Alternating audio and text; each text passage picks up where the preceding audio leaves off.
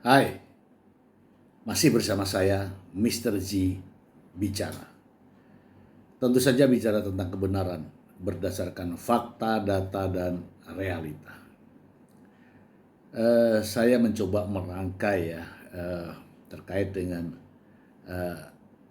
gugatan cerai Pak Im Wong kepada Paula Verhoeven dengan kedekatan Mbak Im Wong dengan Nikita Mirzani, kemudian pertemuan antara Mbak Im Wong dan juga pengacaranya. Ya mungkin teman-teman semua mungkin sudah paham ini semua ya. Saya mendapatkan informasi bahwa Mbak Im Wong akan menjadi duda. Itu berawal dari pernyataan Nikita Mirzani secara tidak langsung mengabarkan kepada kita semua bahwa Mbak Im Wong sebentar lagi menjadi duda.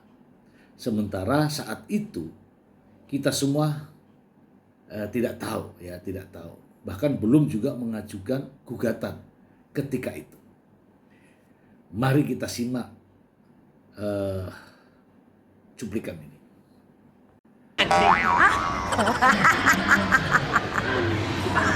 Iya, pasangan dulu. Coba kasih tahu. Kemana-mana arahnya. Kalau lu harus kasihin jujur. Iya, kalau harus gitu. Tapi nggak cerita, dengerin aja. Kapan ofisialnya? Mbak Im mau jadi duda. Ya Allah, Mbak Im. Berapa kamera nih? Tuh, 2, 3, 4, 5. Jadi kapan gue bisa dengerin curhatannya, Im? Habis ini. Gue main deh ya, nggak ada kamera tapi kita berdua. Jangan lah. Ya jangan, kita berdua aja, ya kan? Kita kasih tahu yang sesungguhnya. Sekarang udah bisa dicek.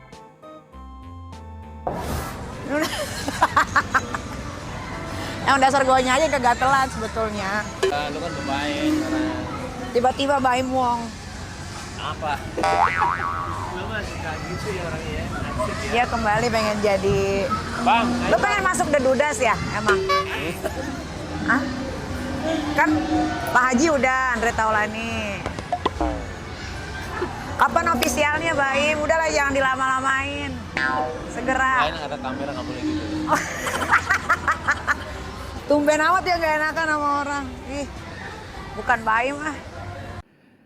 Saya tidak tahu ya sedekat apa Nikita Mirzani dengan Mbak Im Wong. Karena yang saya tahu sebelumnya Mbak Im Wong dan Nikita Mirzani juga pernah terjadi konflik ya. Namun setelah pernyataan tadi, tidak lama setelah itu ada konferensi pers dari Mbak Im Wong yang kebetulan didampingi oleh pengacara dari Nikita Mirzani. Dari situlah saya secara pribadi kaget. Loh, ternyata Mbak Im Wong menggunakan jasa dari pengacara Nikita. Mari kita simak liputannya.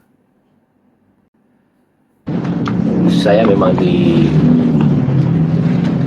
bisa dibilang dikhianati sama dua orang rekan saya dari pihak perempuan sama laki-laki. Yang laki-lakinya itu adalah teman baik saya sendiri.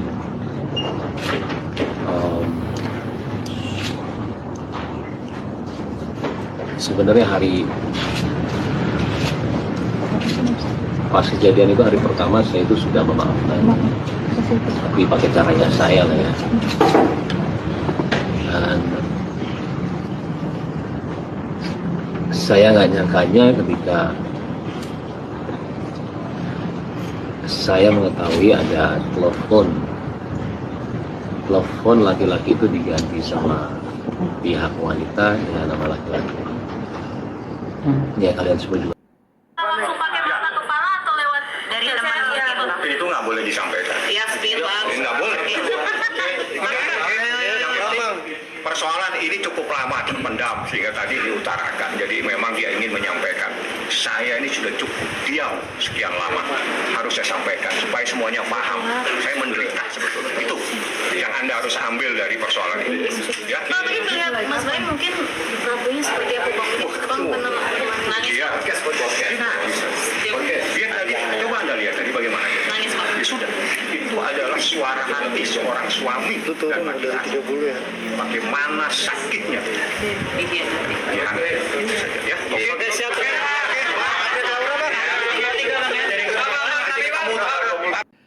Nah, setelah konferensi pers ya, setelah konferensi pers yang dilakukan oleh Mbak Imbong dan juga pengacaranya, sang pengacara ini kebetulan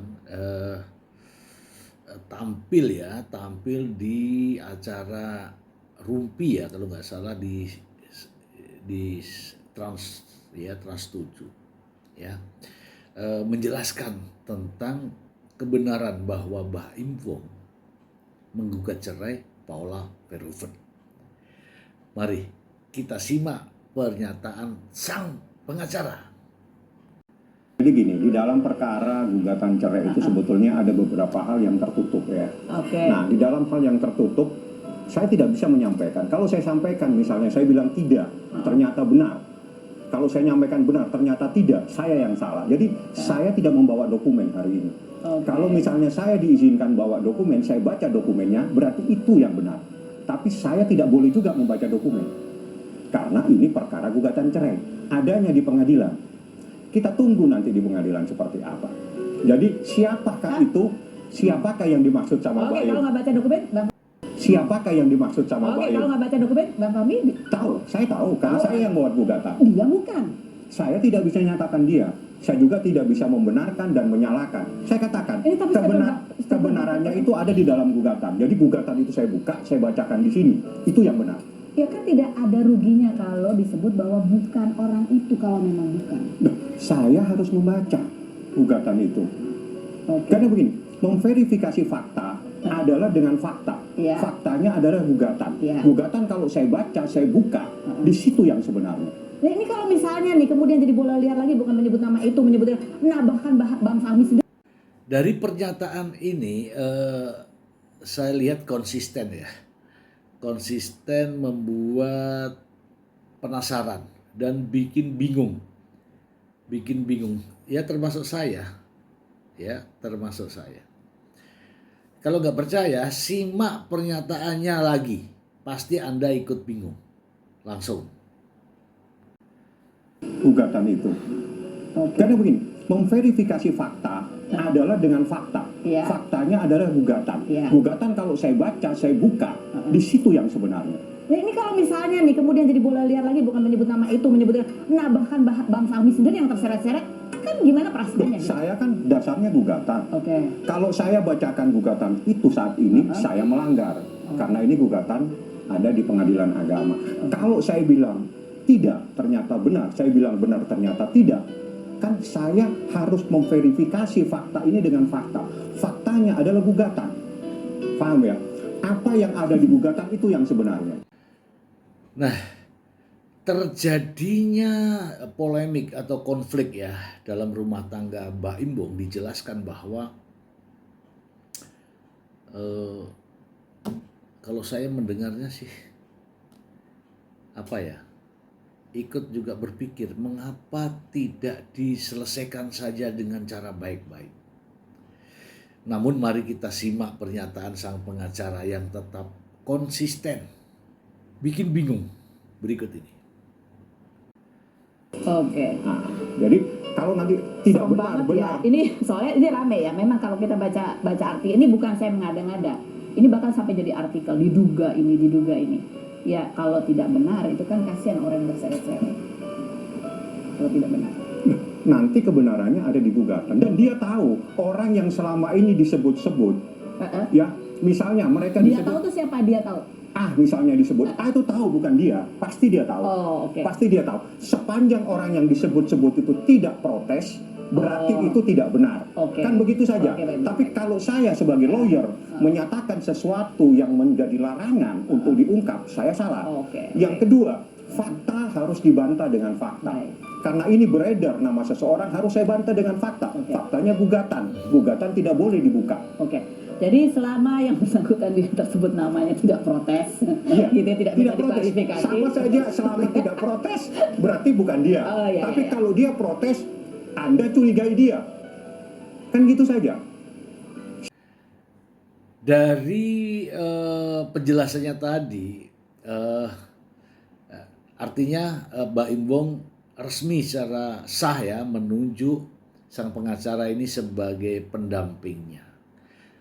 Kapan kira-kira? Mari kita simak pernyataan berikut ini.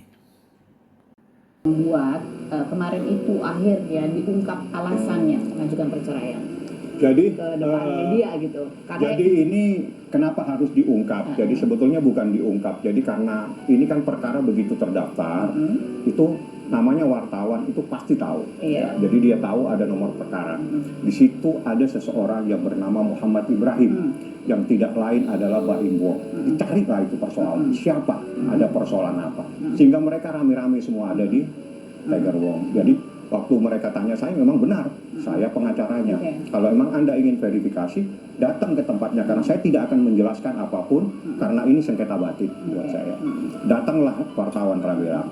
Saya tidak ingin Baim menjelaskan apapun kecuali apa yang ingin dia jelaskan. Baim, ini perkara kamu, ini sengketa kamu dengan istrimu. Bagi saya ini sengketa batinia. Yang tahu kamu, kau jelaskan apa yang ingin kau jelaskan. Saya hanya mendampingi kamu untuk menyampaikan kepada media bahwa perkara ini sudah masuk di dalam pengadilan. Itu saja. bulan November atau Yang jelas bulan April akhir kalau nggak salah April. Jadi hampir April 6-7 tahun ini. bulan ya. Jadi Oke. 6 bulan berjalan sekarang. itu baru berpisah rumahnya. Iya, berpisah rumah. Masalahnya sebenarnya Dari November 2023. Jadi November 2023 dia mendatangi suatu tempat bersama keluarganya. Jadi keluarga Baim Wong bersama saudaranya datang di suatu tempat menyatakan saya hand off. oke. Saya tidak sanggup. Jadi bagaimana seorang laki-laki tiba-tiba menyatakan saya sudah tidak sanggup lagi. Belum November Di 2020. November 2023. Tapi dia dinasehatin untuk tetap bagaimana bisa mempertahankan. Demi kepentingan anak-anak, dia ingin mempertahankan. Tapi di dalam proses dia mempertahankan, yang diharapkan adalah suatu perbaikan. Tapi yang didapatkan adalah sesuatu yang sangat menyakitkan. Tatkala seorang laki-laki, apapun itu, seorang wanita, apapun itu, manakala kesabarannya sudah berakhir, pengadilan yang akan menyelesaikan. Inilah kejadiannya.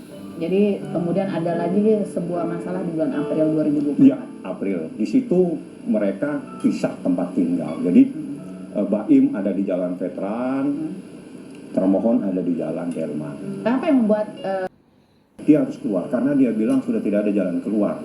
Untuk menyelesaikan masalah ini, saya akan pikirkan yang terbaik untuk menyelesaikan. ini ada jeda waktu 6 bulan begitu ya kan? Di bulan November sudah istilahnya sudah angkat tangan. Gitu. Apa yang terjadi di selama 6 bulan ini sampai akhirnya kemarin baru mengajukan gugatan cerai? November, Apakah sebenarnya mereka berusaha untuk mencari jalan lain untuk menyelesaikan masalah mereka? saya pikir setiap suami atau istri bermasalah mencoba untuk menyelesaikan secara baik-baik. Tapi tatkala penyelesaian itu tidak ada jalan keluarnya, jalan keluar yang terbaik adalah diselesaikan melalui pengadilan. Jadi manakala hal-hal yang terjadi dalam sebuah rumah tangga dibiarkan terus-menerus, itu akan menjadi sebuah penderitaan lahir batin buat kedua belah pihak. Jadi siapapun tidak dibenarkan menganiaya dirinya sendiri ataupun menganiaya orang lain secara batiniah. Oke. Nah, diuraikan juga bagaimana kok sampai bercerai sementara masih ada jalan lain selain perceraian. Mari kita simak lagi. Permintaan anak-anak sendiri. Jadi anak-anak ini sempat diajak berkomunikasi sama Baim. Anak-anak punya keinginan sendiri. Jadi karena anak-anak juga keinginan sendiri, Baim Wong lebih lagi karena dia ingin anak-anak ini lebih dekat dengan dirinya. Karena selama ini juga dia ada sama Baim di Jalan Veteran, makanya bilang, "Bang, saya minta tolong sekaligus hak asuh anak." Jadi oleh karena itu saya ajukan sekaligus cerai talak dan hak asuh anak. Dasar hukumnya ada surat edaran Mahkamah Agung, ada beberapa jurisprudensi, ada juga undang-undang perlindungan anak. Jadi apa yang terbaik buat anak di bawah umur adalah anak itu sendiri yang menentukan. Jadi apa yang terbaik adalah yang terbaik itu adalah anak itu. Apa yang membuat layak.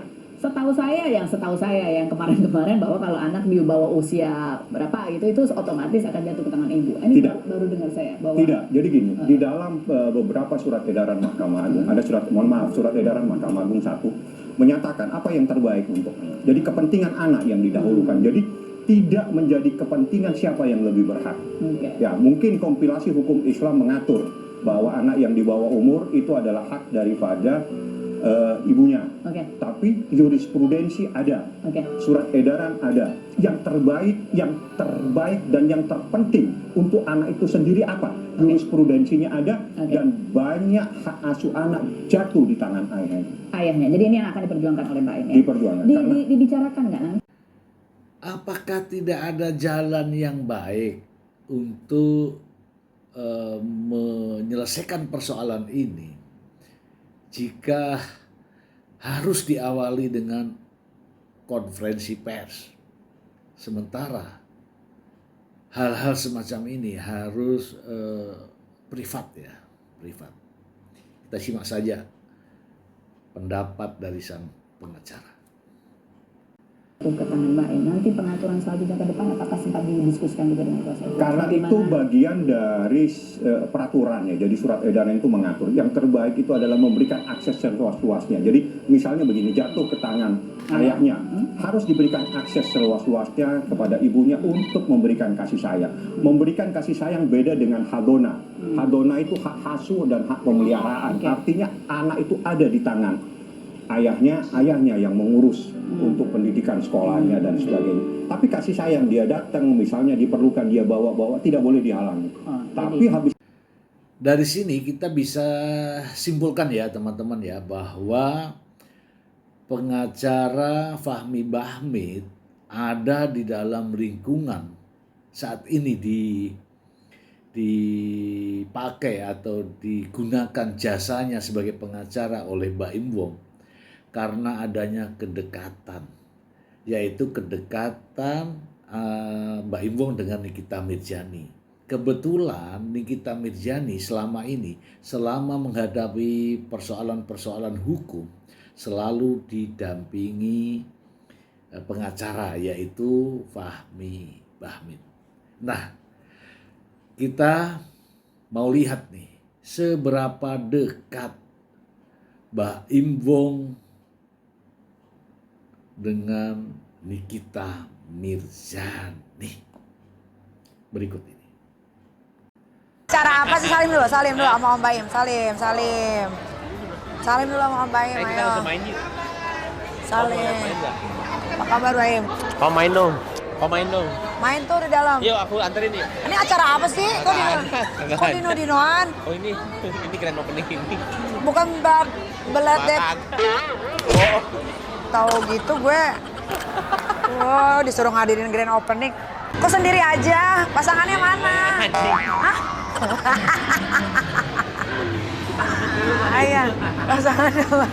Coba kasih tahu. Mana-mana arahnya. Kalau lu harus kasih jujur. Iya, kalau harus gitu. Tapi nggak cerita, dengerin aja. Kapan ofisialnya? Mbak Im mau jadi duda. Ya Allah, Mbak Im. Berapa kamera nih? Tuh, 2, 3, 4, 5. Jadi kapan gue bisa dengerin curhatannya, Im? Habis ini. Gue main deh ya, nggak ada kamera tapi kita berdua. Janganlah. Ya jangan, kita berdua aja, ya kan? Kita kasih tahu yang sesungguhnya. Sekarang udah bisa dicek.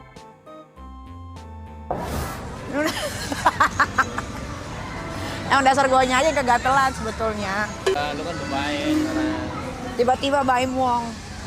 apa? Lu mah suka gitu ya orangnya ya. Asik ya. Dia kembali pengen jadi. Bang, Lu pengen masuk The Dudas ya, emang? Hah? Kan Pak Haji udah, Andre Taulani. Kapan ofisialnya, Mbak Im? Udahlah, jangan dilama-lamain. Segera. enak ada kamera nggak boleh gitu. Tumben amat ya gak enakan sama orang. Ih, bukan Mbak Im ah. Kalau saya melihat dari tayangan tadi, kedekatannya memang dekat banget ya teman-teman ya.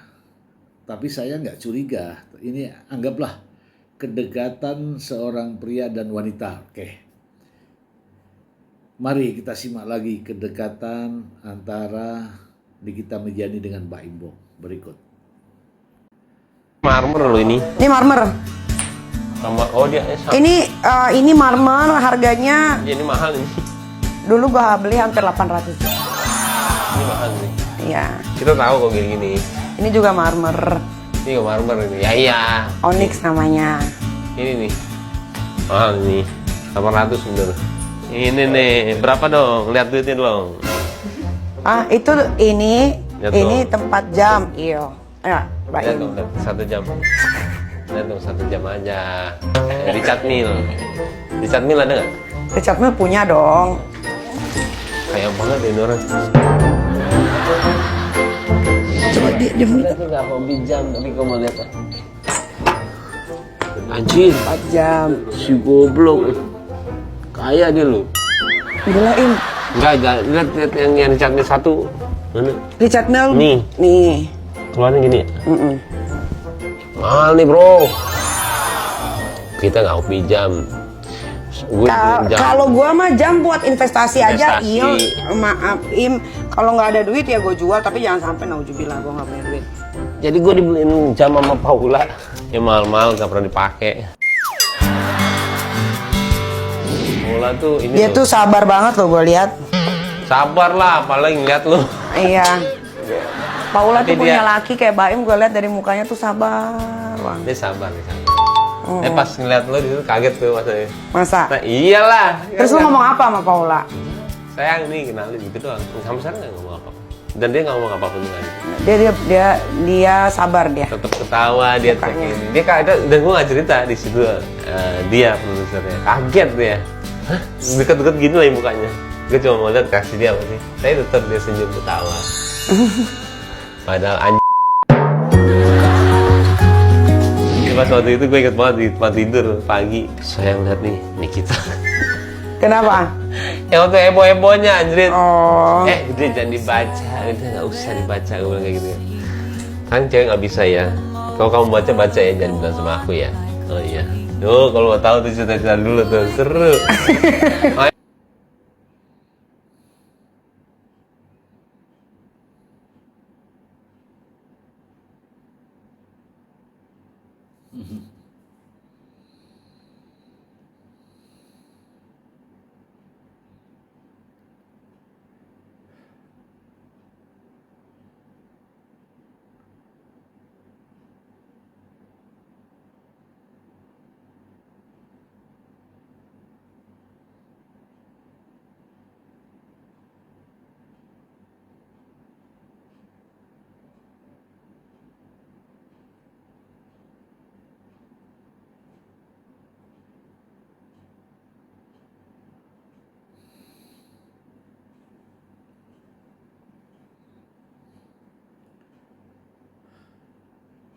Nomor 33 tuh.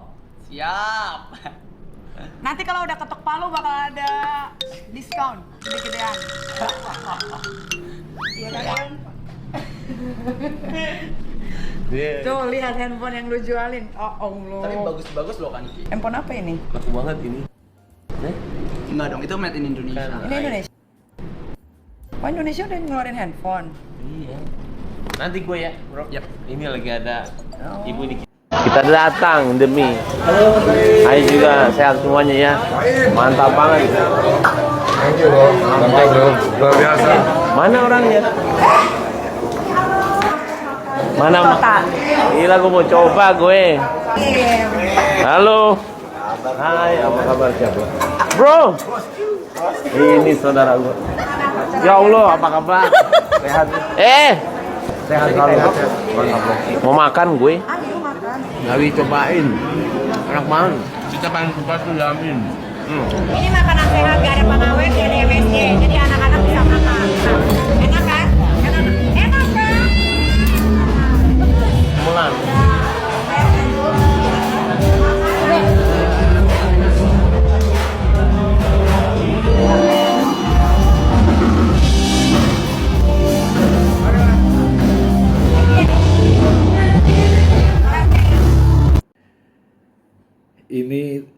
barusan ini ya adalah permintaan dari pengacara ketika sidang ya, kalau bisa disiarkan langsung. Ya, kita simak lagi yuk. Mungkin kayaknya termohon tidak paham yang saya maksudkan. Yang saya maksudkan ini sidangnya selanjutnya jawab-menjawab tidak melalui ekor, tapi melalui hadir. Ya saya paham. Karena yang saya maksudkan berbicara sebentar dulu, jangan terlalu emosi, santai. Enggak, saya nggak emosi. Ada yang emosi sebenarnya. Jadi yang awalnya secara ekor, memang secara ekor, tapi prinsipal karena ini perjalanan hidup dia ingin hadir secara offline. Jadi misalnya ada jawaban nih dari termohon, oke dia hadir. Dan itu haknya dia. Iya. Oleh karena itu jika diizinkan mungkin tidak menjadi sidang online, menjadi offline. Jadi Iya, hadir. itu kan sudah. Ya memang saya mengajukan cara itu. Jadi ya ikut itu kan hanya pendaftaran, Betul. ya pembayaran dan panggilan. Betul ya. Artinya Bapak tidak menghendaki sidang litigasi. Betul. Yang dikehendaki hanya court saja. Ekor saja. Ya. Nah, teman-teman, saya tidak sedang membuat hoax ya. Semua ada datanya, semua ada faktanya. Jadi, menurut pendapat saya, kedekatan Nikita Mirzani dan Baim Wong inilah sehingga Baim Wong menggunakan jasa pengacara Fahmi Bahmit. Karena selama ini kita tahu ya bahwa Fahmi Bahmit adalah pengacara tetap daripada Nikita Mirzani di setiap persoalan hukum dimanapun ya, di Polres Jakarta Selatan, di Mabes Polri, di Polda Metro Jaya, di Serang Banten ya. Sehingga saya meyakini bahwa rekomendasi Nikita Mirzani lah yang membawa pengacara Fahmi Bahmit ini bisa mendampingi Baim Wong dalam gugatan perceraian. Dan kita tahu bagaimana totalitas perjuangan sang pengacara mendampingi Baim Wong untuk menghadapi persidangan dalam rangka mewujudkan keinginan Baim Wong, yaitu mendapatkan hak asuh anak. Ini fakta nyata dan realita. Semoga bermanfaat.